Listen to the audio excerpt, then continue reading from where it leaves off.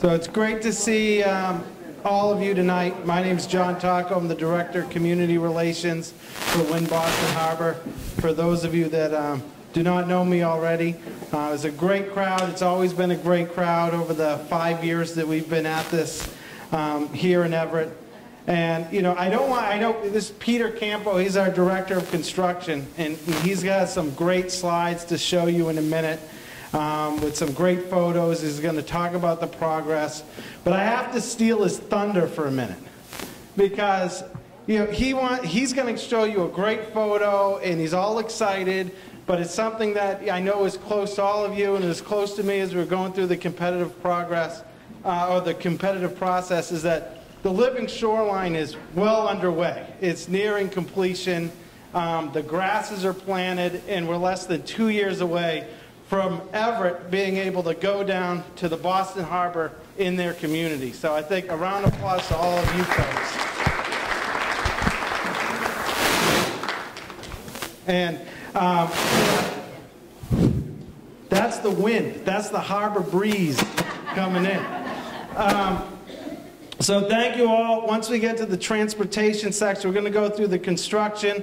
We'll talk a little bit about the jobs and careers, and we'll get to the transportation communications section. So when we get there, I hope you'll be a little bit more kind to me than you guys were with Zavarian over the weekend. Just a few facts. I know there's been a lot of changes over the course of the project, and we've now settled on a number of issues. So there's been some questions that emailed to me, called to me over the number of years. Our tower is going to be 27 stories high, 27 floors high. It's 671 rooms, 100 suites, and the standard suite is 650 square feet. That's all been settled out. It's a spectacular project. We're all really excited. Peter's going to get into the details, but I wanted to make sure that we knocked off those. And with that, Peter Campo, Director of Construction.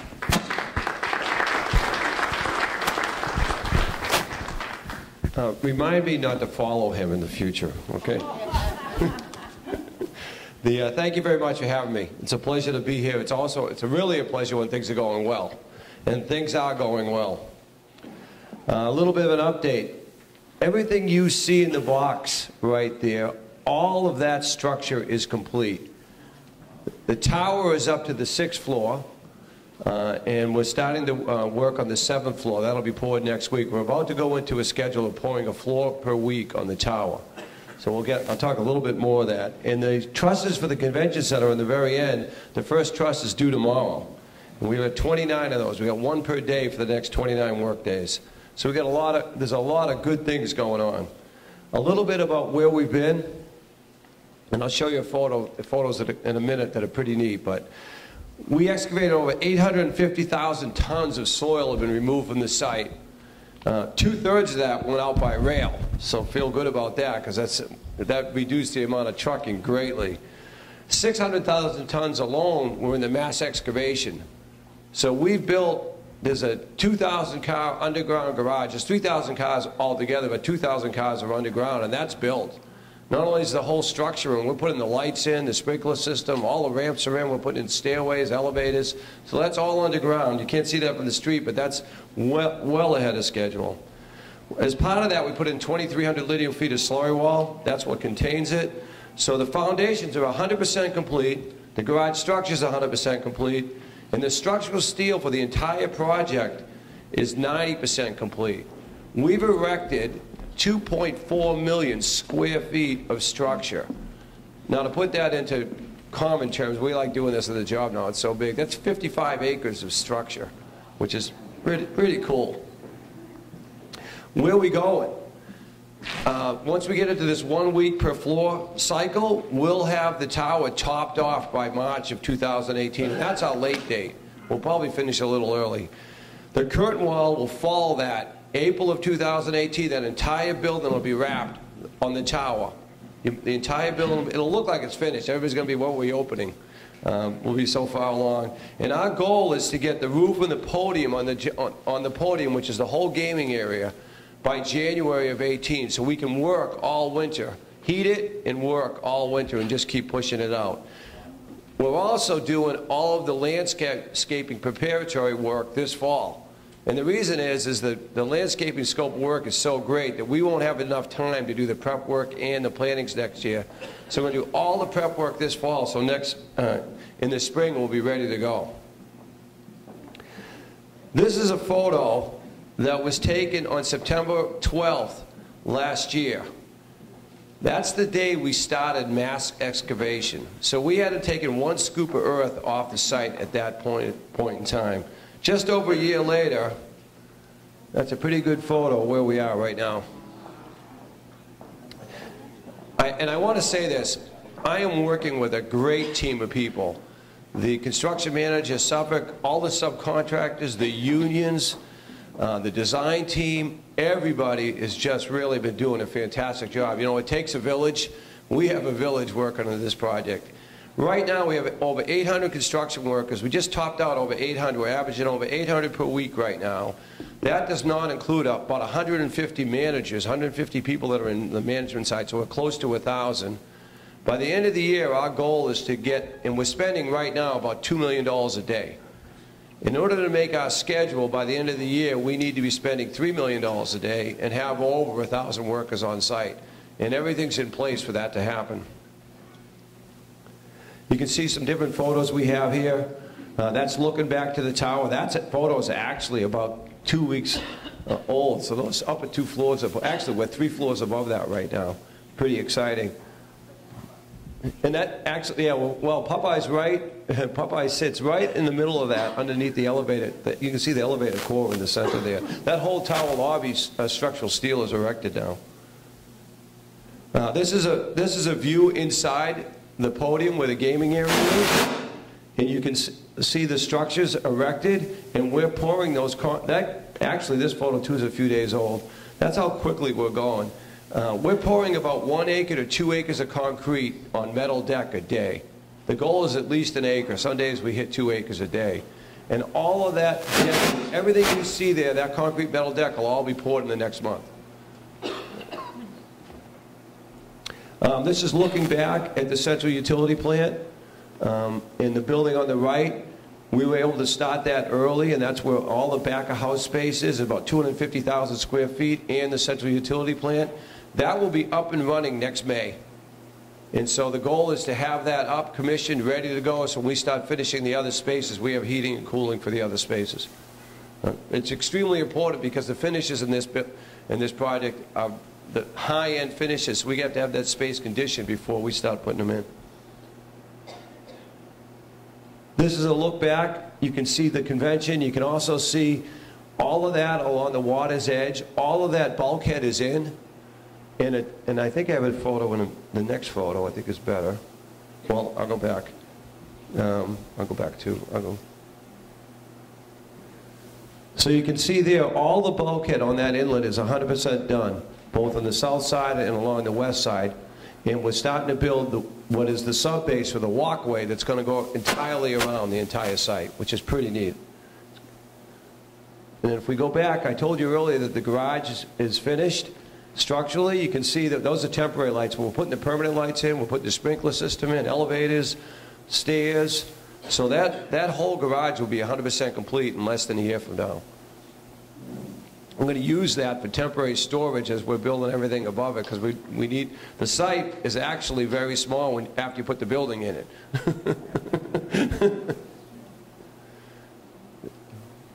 And so this is John's point. And these plants are growing so fast that this actually looks better, but this is the living shoreline. We have about 80% of that in right now.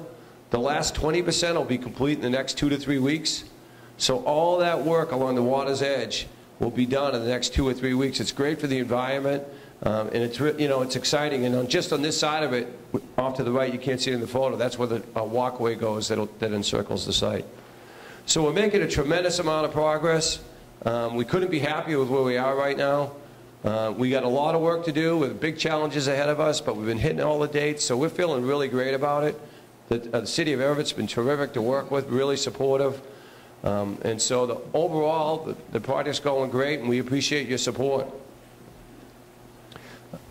Do you want to open it up to Q&A, or do you want to do that later?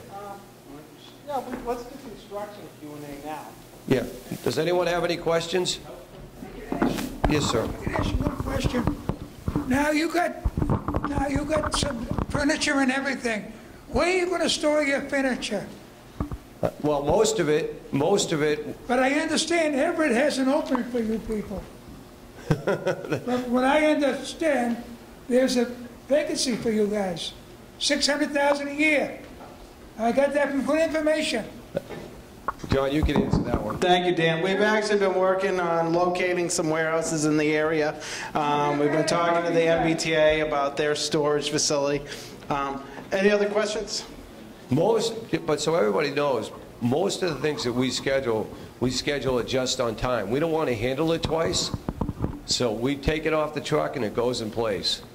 You can't store materials on a project this size. It just doesn't work. You'd need another project this size to store the material. You guys are doing a great job. Thank you. You got the crew. That's the key. Yeah. Thank you, Dan. Any other questions? You got nothing. Any other construction-related questions for Peter? Yes, sir. Just wondering, on the left side of 99, as that waterfront goes out, is that going to be all groomed also? I think there's an old steel structure there. We're going to try to clean that up, yes. But is that Those barges, all those barges that you see there right now get removed. Oh, okay. That actually is scheduled to start the first week of October. Okay, So because I noticed that kind of looked sloppy the last time I was over there. There's 4 barges. There's 3 along the water, and there's actually 1 sunken in the middle. And all 4 of those are going to come out the first week of October. Oh, very good. And then we start the dredging starts in October also. So we're trying to get that dredged this winter, and we're dredging about 8 acres. And most of that is remediation, so everybody knows. We're taking the dirty soil out, and then we're going to go back and put clean soil in. A little bit is for navigation, but the majority of that is remediation, which is So great what for the environment. will be the depth of the marina itself? The depth in the water? I think at low tide it's 15 feet, but it close to the docks, and then it slopes away. And you're protected for surges? Yeah, the building's actually built above the 500-year flood mark. Yeah, that's true. You know, the first level of garage is at elevation 13, but the casino is at elevation 25. So the garage could get flooded, but the casino, no, not really. And all the major mechanical equipment are way above a 500-year flood line. So this building's really well built. If anything ever bad happens, you want to go to the casino. Trust me. It's extremely well built. Hey, can I ask you guys one question before I turn it over? How many people know Linda Shedden? Linda Shedden. Is she a good person?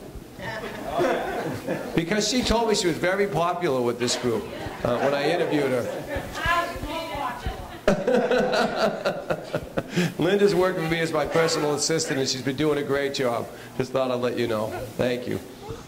Yeah. The great thing is I was a woman. Without a woman, you guys are gone. You know that. I'm ending on that note. Thank you. Oh, yes, guys. You know that. You're without the women, you're nothing. Takes 2. We'll keep going with the presentation, and then we can always come back to more questions at the end as well. Yeah, I definitely want to echo what Peter said and really thank Mayor DiMaria and his team from all we've been able to do and for all that we've been able to achieve within the city of Everett. It's been sort of a wonderful partnership through the entire process. But especially, you know, I go to the regular weekly meetings, and the amount of stuff and the progress and the amount of work that it takes to advance this project week by week is impressive. And for the folks, I know Kevin O'Donnell's here, Tony Souza, Jay Monty, Tom Philbin, they're all here. You know, it's great to be working with Mayor DiMaria and his team. It's been really a fantastic relationship. I saw a couple of the city councilors. I think Peter Napolitano's here. John Hanlon's here as well. I apologize, Frank Park from the school committee, if there's any others that I missed. Oh, Richard Delasola is here as well. If there's any others I missed, I apologize. But it's been great working with the mayor's office, the city council, the school committee, and some of the great things that we have going on with the Everett students. I also wanted to point out Bob DeSalvio, our president, is here tonight. Jackie Crum is our general counsel, and Jen Peterson as well as our project manager. So talk a little bit about careers. I know we've shown this information before, but we really want to reiterate the importance of hiring local. And so for the construction jobs in particular, we're really proud of this stat. We've been able to get 85 Everett workers on our job to work over 60,000 hours. We've paid over $3.7 million in salaries and wages to Everett residents alone. This is just Everett construction union workers. This doesn't include the Everett workers we have in our office, in our operation, Suffolk's team, and sort of office and supervisory and managerial roles. But it's a number that it didn't happen without some work. We're really proud of it. If you compare it to Everett's percentage population base, we're 10 times greater than what you'd be reflective of in a natural state. Construction jobs, I know we're getting going, but as Peter said, we got to really ramp things up, and as the finished trades come on board, you're talking about carpenters, painters, electricians, plumbers, and all those trades. So there is still a chance to get on the site, so please go to our website, wynnbostonharbor.com. You can click on careers and vendors, construction jobs, and you log in and you can log your information in that way. We track that regularly, very closely with Suffolk Construction. Everyone will be contacted. You have to be a union worker to be on the site. So one of two ways we'll handle each person that's referred in. We try to make an introduction to the union if you need to get into the union, or if you're already in the union, make some introductions to the subcontractors that have been selected. Most of them have already been selected and are starting to mobilize. So as they're starting to really fill out their teams, we keep a regular list of local employees that are interested in our project, and we push these to these subcontractors on a regular basis. A little bit about the operations positions. We're going to have over 4,000 jobs within the facility, with over 700 job titles available. You can see it's a relative even split between gaming and non-gaming, with some administration staff as well. There's going to be a lot more information on this to come. We've just internally on our team brought on board our executive chef, our executive food and beverage director, our executive vice president of hotels. So the senior management team is really coming together nicely under Bob. And they're working on creating a human resources plan that will involve a lot of local outreach, that will involve a lot of training partnerships with local institutions, including the dealer school, which I know a number of folks are interested in. So as we have more information, we will certainly get that out. The best way to do that, and I'll talk about it in a couple slides from now, is you can learn all this information on the Wynn Talent Network, which is at wynncareers.com. And I'll get to that in a minute.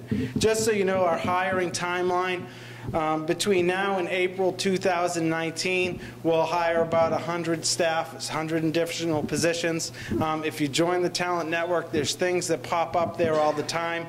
Last week there was about 8 or 9 positions available. This week we have it printed out. There's 5 open positions available. But you'll see some ebbs and flows in their positions that you wouldn't necessarily think of, or if you asked me, I wouldn't say, oh yeah, we're going to have a need for that next week. We have a warehouse manager position, a number of IT positions available. We've had an electrical engineer, mechanical engineer positions available. So if you're interested in a job at Wynn Boston Harbor in any capacity, I urge you to go on, join the Talent Network now. Join it early and stay in tune with what's happening on the site. Here's how you do it at wynnbostonharbor.com/careers. This is what you'll see. If you click on this, you can fill out all your information. You can input a resume now. You do not have to. You can wait to input your resume until you apply for a specific position. But at a minimum, I urge you, even if you have a family member or a friend who's interested in a job, go on, sign yourself up. Encourage them to sign up, but that way you're aware of what's happening so you can forward emails and information to relatives, friends whom you may know that may be interested in working for us when the time comes. Another important piece, and I'd like to introduce our head of marketing communications, Greg John. I think many of you are familiar with Greg from over the years, is our Transportation Mitigation Communications Plan. And the reason that's important is because in addition to all the tremendous work that Peter and the team is working on getting the building done, we have $58 million of improvements to make to the local roads. That's great. With that comes a lot of logistical challenges and construction planning and complications that we want to mitigate as best as possible and be as open and transparent with all of you on how that's done. So the point of this section here is to talk about how in the upcoming roadway construction schedule, you can be kept most up to date on potential road closures down the road, utility information that may be coming up. But it's our goal and it's our effort is to keep these impacts to minimal for you guys. And just to interject too, that $58 million, that's basically in a little bit over a 1 mile area. So that's really impactful. I mean, that's a lot of money spent in like a small area. So that's really going to have an impact on things. So we're going to show you. There will be an impact on the community. We want to show people how to get involved so that they know to get the updates. It's very important for us that we communicate when things are going to happen. It's very important that people know what's going to happen. We don't want to put our head in the sands. I mean, this is really our brand. It's brand integrity. And we want people to know the things that are going to happen. So, as John said, this is what we're going to be spending. And we're going to be doing it in several ways. Our top communication vehicle is going to be online. We're going to have a dedicated website that I will show you in a second. We're going to have Facebook and Twitter. I'm just curious, how many people here are on Facebook and Twitter? All right, a decent amount. Okay, good. It's important to know, too, the Facebook account that we have, it's a public Facebook account. So if you put in Wynn for all, and we'll explain that in a second, Facebook, you will be able to read it. You won't have to be a member of Facebook to see that. So that's an important thing to know. So we'll have Facebook and Twitter. People will be able to sign up for email alerts as well as text alerts. We're going to use, Everett has a fantastic city alert system. I think you may have found out about this event today, about that. So we're going to use that. The mayor's going to open that up to us. And we will also have the DOT has traffic alerts and emails. We're going to utilize that as well. So that's our online component. From a PR perspective, we're going to have, I personally will meet with, there are a lot of, when you watch the news in the morning, you see traffic reporters, I will meet with them. We call them desk side chats. I will tell them what's going on. I think you saw that earlier in this summer, or in the summer, midsummer, all the work that was being done on the Mass Ave Bridge. That was all over the news and all over the radio stations, TV stations. We hope to have, I mean, not quite that much impact, but I think that will be picked up as well. So you'll see that.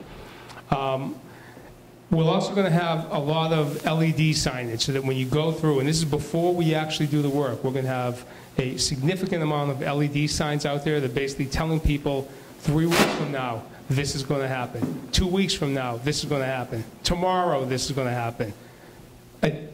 2 hours from now, this is going to happen. We have the ability to update these in real time. That's an important thing. We will also have a site signage with emails and phones that people can call us up. We will have more public meetings like this so people can know what's happening. And we're going to use Community Access TV as much as we can, not only in here, but in Charlestown and other cities. So let's go into the actual mediums that we're going to use. From a Facebook advantage, winforall.com. That is going to be our, from a website standpoint, we're going to use winforall.com. You may be asking, so why aren't we putting this on our Wynn website, Wynn Boston Harbor website? Wynn Boston Harbor is, we're a business, and we're part of a very large brand, a globally recognized 5-star brand. And for us to put this on our website, it will be like 3 clicks into it. So we would have to go, we couldn't put this on the homepage. We'd have to go to, information about us, community, Boston. I would be like, we would really have to bury it. And those are just the realities of the situation. We wanted a website where we can put this up front and center. So Win for All was a community website that has been used for years, and we sort of took that over. And this is, when you go right on that, it's going to have updates, alerts. I'm going to show you a screenshot of that in a second. And it's going to have real-time information of what's going to happen. From a Facebook, Win for All is the handle on that. From a Twitter, it's @Win for All. And then we also have email and text alerts. So this is not live yet. It will be live probably next week at this time. But this is a screenshot of the homepage of Win for All website, and you can see right at the homepage, you can sign up for traffic alerts, so you can get emails, you can get texts, you can get information on what's going to happen. This is on a real-time basis. So we're going to put stuff out there that, this is going to happen tomorrow, but if something happens real-time, that if we hit a water main, I think it's because I'm standing in front of this, if we hit a water main or something, and if at 2 o'clock I hear that 2 lanes are closed on Broadway, by 2:05, this will be up on that site, because I have the ability from my phone to update this and put that on that. And that's an important thing. You'll also see, and I'll show that in a second, we will have work forecasts so you can see the work that's coming up. Frequently asked questions. A lot of the questions you may be considering, you want to know the answers to are on there. The team, the people doing the work, and contact information. So you can contact us. My email, my phone is on that. John's email, John's phone is on that. So you can get in touch with us real time. So this is a scroll down. It's a dynamic scroll down. If you actually go to the next page, this is what you'll get right there. And if you hit on any one of those sites, if you go to Sullivan Square, Route 99 Broadway, and this isn't completely done yet. It's like 95% done. It's not going to have the same Sullivan Square photo. It's going to have photos that's indicative of each one of the areas. We just had those shot yesterday, and they were downloaded today. So by tomorrow, the real shots will be on there. But when you click on those, so if you click on Sullivan Square, this is what will come up. And it talks about the amount of money we're spending, the work that we're doing, and then you can actually click on this. If you click on this, you can enlarge it to see the work that's being done in each area.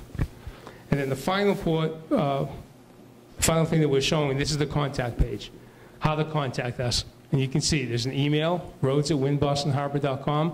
There's a dedicated phone line. And we will get in touch with you. I don't want to set a goal right now, but our goal is to a minimum of 12 hours to get in touch with you.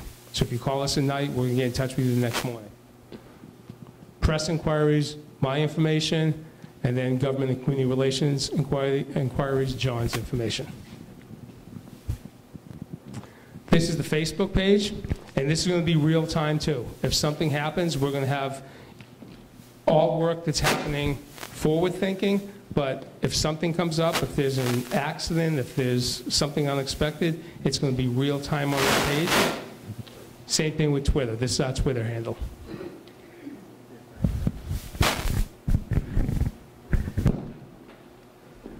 And these are the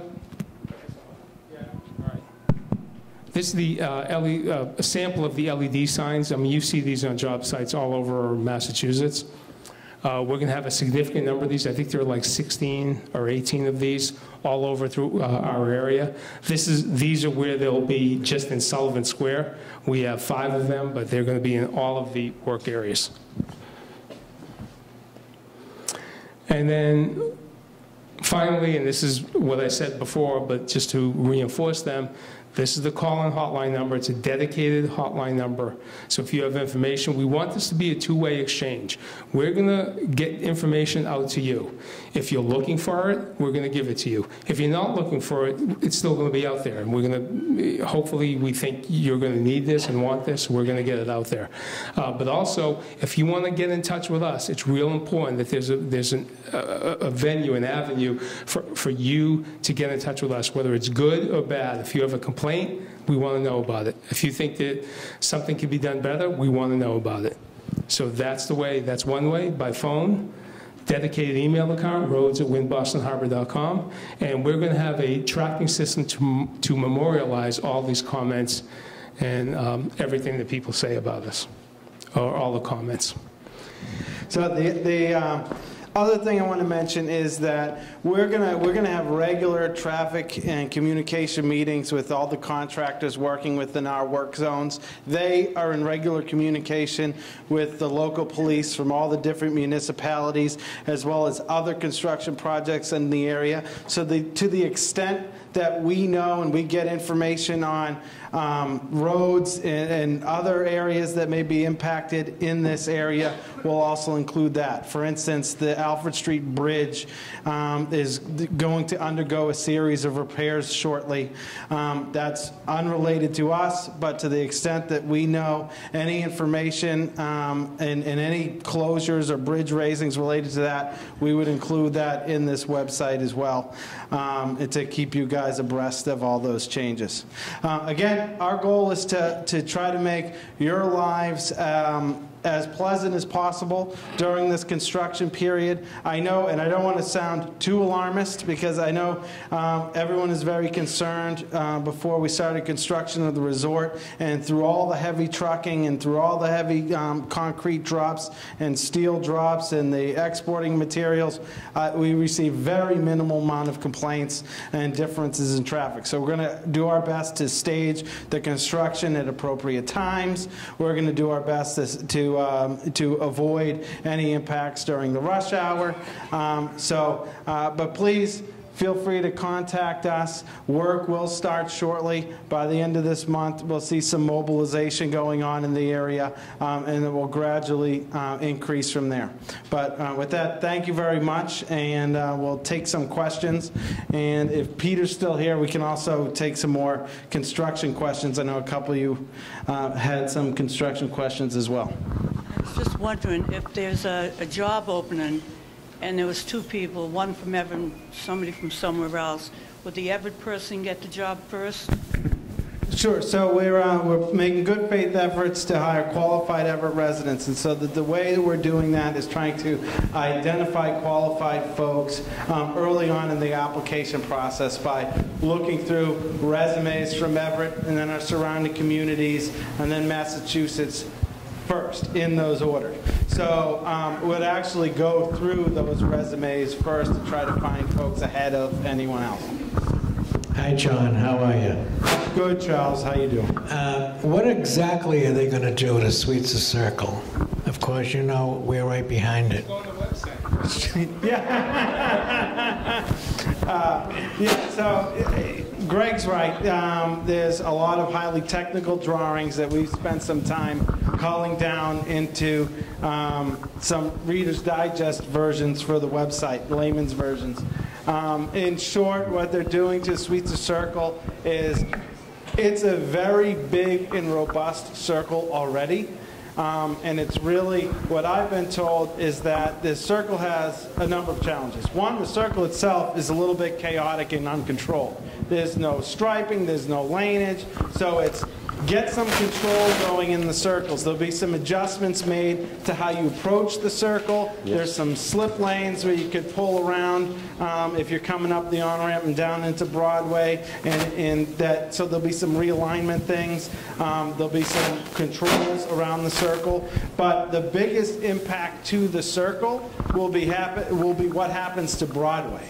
So by relieving the pressure on Broadway, we hope to get more cars through the corridor so they're not backing up into the circle. So Broadway has, an extensive widening program. We're installing a lot of boulevard landscape feelings, but with that, that's intention so that we can create pockets for dedicated left-hand turn lanes. We'll be lighting the entire area, not with street lights, but with traffic signals. So with all the new updated traffic signals that get wired back through Sullivan Square, which also has aged traffic signals that doesn't tie into the Boston Transportation Traffic Communications Network, all that gets tied in seamlessly to the traffic data center in Boston. So these will be highly technical, highly advanced lights that can make adjustments themselves on the fly. They can also be manually adjusted through cameras and other things, all with the goal of getting people moving through the corridor very quickly. And so that should be what really drives the biggest impact and relieves the most pressure on Sweetser Circle. And I think that's one of the reasons we're really pushing to go on the website and to sign up for the email alerts, because this is a dynamic process. Even when, and Peter will tell you this, when we pick the contractor, we announce the work, how this happens, how the work unveils. I mean, when you do construction at your home, things happen. You rip something out, you see something that wasn't there. So there's no way we can say months in advance, so this is the date that this road is going to close, and this is the date that there are going to be, traffic congestion. It's going to be very fluid. It's going to be very moving. So, and we really want to provide information on a real-time basis. So that's why we really urge people to sign up for these updates and to really check that website, because it's going to happen. And this is important for us. I mean, this is our brand. When people associate something with the Wynn brand, it's usually fun. Someone's going to a spa, someone's going to a hotel, someone's going to one of SW Steakhouse or something. And this is something we don't have really control over. So we have to really demonstrate brand integrity to this. We have to be open and honest, and we have to say, listen, this isn't going to be pretty in certain times, but we're going to be open and honest and say, here's what's going to happen. Here's when it's going to happen, and here's how we suggest that you sort of minimize the impact on your life. And in the meantime, I'd like to acknowledge City Councilor Mike McLaughlin, who stepped in. Thanks, Mike, for coming tonight. That first light when you come around the circle and you go down on the Broadway, right there where the backyard is, that backs up that all the time. How are you going to get around that traffic light? Well, it's all with enough lanes. It's not getting around the traffic light. It's how they all sync up with everything else. But still, there's only like 5 cars you can get there, and then it's up to the rotary and starts backing up.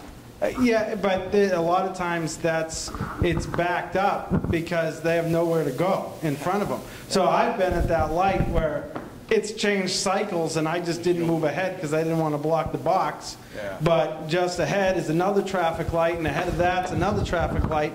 And sometimes they're red, and this one's green, and there's nobody coming out. Yeah. And so it's tying everything back. So that's the point of these highly technologically advanced signals, is to integrate all those features, make sure they're all connected seamlessly, and so they're all timed appropriately, so that when one turns green and you step on your gas, that turns green, the next one turns green, and you can drive through the corridor, as opposed to one turns green, as soon as you go, the next one turns red again, and the next one turns red, and it feels like you never make any progress. Get a walk light.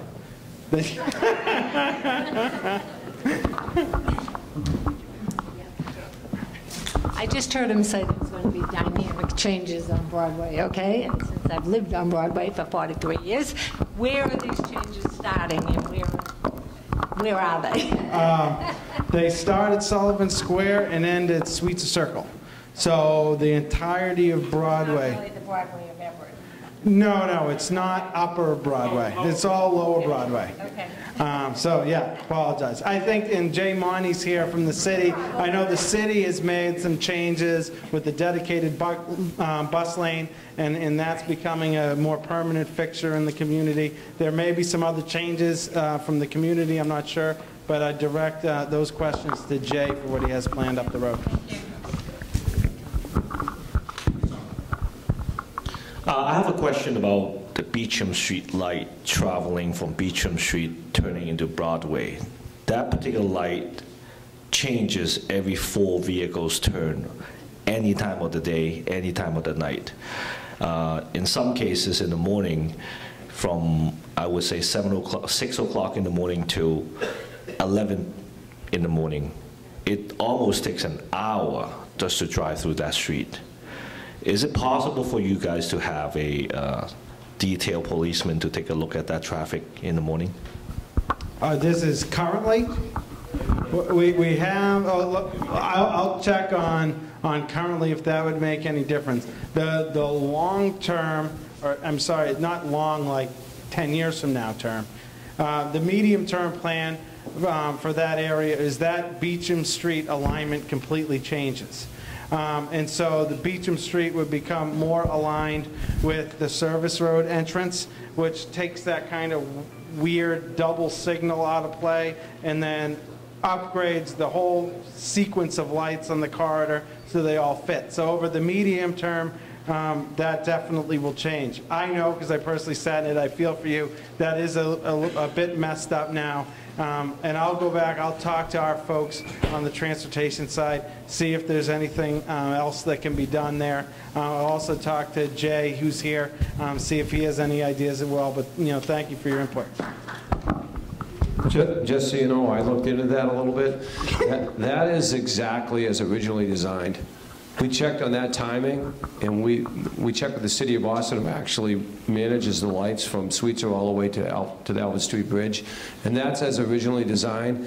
But the problem is, if you lengthen the time of that signal, because I was trying to figure out how we could change it, too many vehicles come out on Broadway and they have nowhere to go. So we have to find a way, to John's point, of getting the vehicles down Broadway so you open up space, we can increase the time of that Beecham. It's a traffic engineering problem, and they're suggesting that it's going to work better once we get Broadway open more flow down at Broadway. But I know exactly what you're referring to. I used to come in that way and I stopped. And it's a good point too, because one of the other key features of that Lower Broadway corridor is the dedicated bus lane, the dedicated truck route that goes along Dexter and Robin. So the goal is to make it a much better transportation corridor if you're coming up Beecham from the Fruit and Produce Center, and you can take a left onto Robin Street, and then you carry around by the power plant, take a right, and you'd come out at that section, which, to Peter's point, has a lot more capacity to queue vehicles, to dump them out, get them over the bridge quickly, ahead of all those other traffic problems and things. So over the long term, as this project progresses, those are all the goals, and that's why all these features were put into place. So it's going to take us a little while to get there, and we're definitely going to be working as hard as we can to mitigate the short-term impacts and ideas like those. See, I already answered your question. I was going to turn and talk to Peter after the meeting. He took care of it. And he has got to drive that intersection every day. So if he comes up with something better, he'll fix it. Yes, I was wondering if they looked at any way of coming in from where Costco is on that side, or if that's a right away, that road that goes near the dam, the Earhart Dam. So there will be a pedestrian and bicycle access from there, so those parks will connect along our harbor walk, and you can definitely get there from Costco. This is early on, like 5 years ago. We looked at different access, and forget right-of-way issues and other complications with that. It can't work because of the train tracks, which are at like a 10-foot elevation. To get enough clearance and then come back down on our property is impossible for some sort of bridge over it. You can't really tunnel under it. So it was far too complicated to get any vehicular access from that Costco Gateway Center over to our site. So that's why you see our our main entrance and our service entrance coming along Broadway.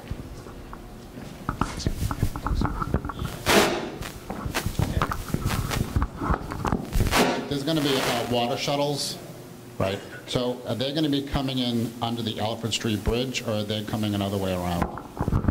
They're coming in under Alfred Street Bridge, but they're designing their low-profile boats, so that is they don't have to go up. I love you.